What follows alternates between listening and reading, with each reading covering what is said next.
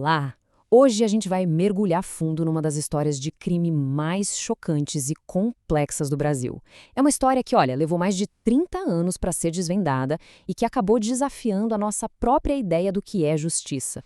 É a história de uma verdade aterrorizante que ficou escondida por décadas. Para a gente entender bem esse caso, a gente precisa olhar direto para o conflito central dele. De um lado, a gente tem a história que o Brasil inteiro acreditou por décadas. Um assassinato brutal, parte de um ritual satânico. Do outro lado, a realidade. Uma verdade chocante que só apareceu muito tempo depois. Uma história toda construída em cima de confissões conseguidas sob tortura. Então, vamos voltar no tempo. A gente está em 1992, na cidade de Guaratuba, no litoral do Paraná. Uma cidade até então tranquila, sabe? Mas essa tranquilidade foi completamente abalada quando o menino de apenas 6 anos, o Evandro Ramos Caetano, simplesmente desapareceu.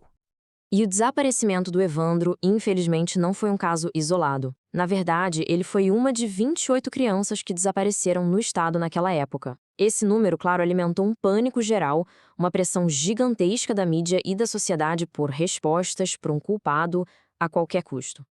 Apenas 5 dias depois, a pior notícia que se podia imaginar se confirma. O corpo de uma criança encontrado. E a cena era horrível, com mutilações que chocaram o país inteiro. O pai de Evandro reconhece o filho por uma pequena marca de nascença e por objetos que estavam no local. A brutalidade do crime exigia uma resposta, exigia culpados. E é exatamente aqui que a história dá uma virada muito estranha. A investigação oficial, que estava com a Polícia Civil, foi rapidamente deixada de lado por uma investigação paralela que apontava para uma teoria, digamos, muito mais sensacionalista. E foi assim que nasceu a narrativa das bruxas de Guaratuba. No meio daquele pânico todo, a ideia de um ritual satânico parecia dar uma explicação, por mais terrível que fosse, para um crime que parecia inexplicável.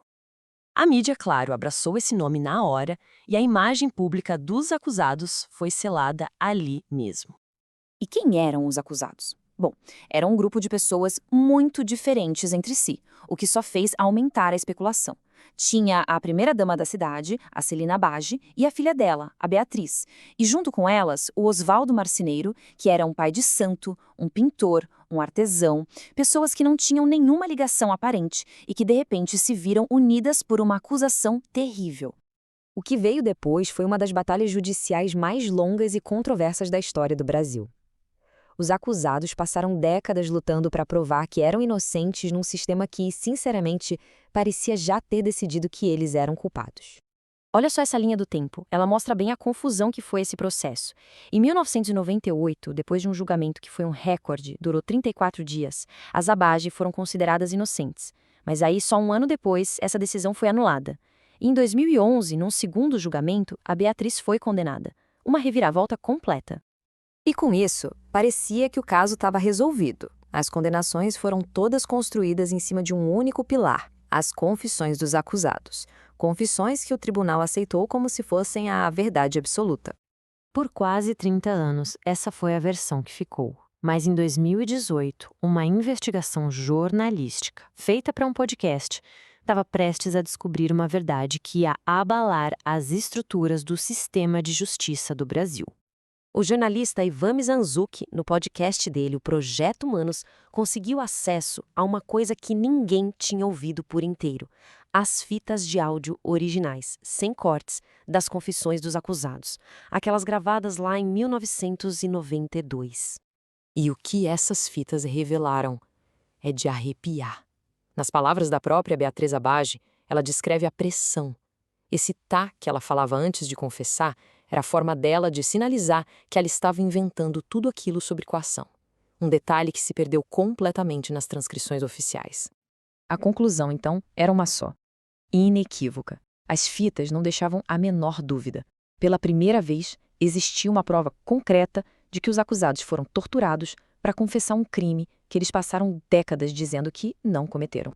Com essa bomba nas mãos, um caso que já estava fechado há anos foi reaberto. A revelação dessas fitas deu início a um novo capítulo, agora focado em corrigir um dos maiores erros judiciários da história do país. Vamos ver rapidinho como isso aconteceu. Primeiro, o podcast revela as fitas. Em seguida, um passo gigantesco. o próprio estado do Paraná pede desculpas formais a Beatriz. E, finalmente, em novembro de 2023, o tribunal anula oficialmente todas as condenações. A decisão final foi clara. Depois de 3 décadas, a Justiça reconheceu que as provas que levaram às condenações eram ilegais, que foram obtidas por meios ilícitos e que, portanto, não valiam nada. Foi um reconhecimento tardio, mas absolutamente crucial. E essa fala do promotor do Ministério Público, Silvio Couto Neto, nossa, é de uma força incrível. Ele, que representa a própria acusação, admite que, ao reexaminar o caso, não conseguiu encontrar provas que sustentassem as condenações. Ele disse que não tinha como dizer que foram justas. O caso Evandro finalmente teve um desfecho na Justiça, mas ele deixa uma pergunta que incomoda, que ecoa até hoje. A história das bruxas de Guaratuba não era sobre bruxas, mas sobre como a pressão, o medo e a tortura podem criar monstros onde eles não existem. E isso nos força a pensar.